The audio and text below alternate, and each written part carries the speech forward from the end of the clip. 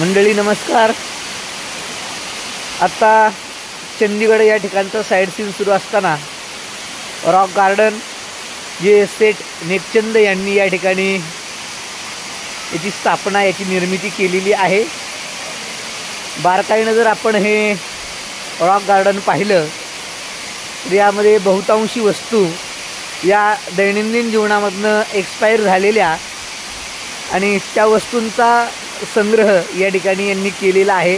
त्या टाकाऊ वस्तूपासून काहीतरी सौंदर्यवान अशा पद्धतीचं बनवण्याचा या ठिकाणी प्रयत्न या रॉक गार्डनमध्ये खऱ्या अर्थानं केलेला आहे।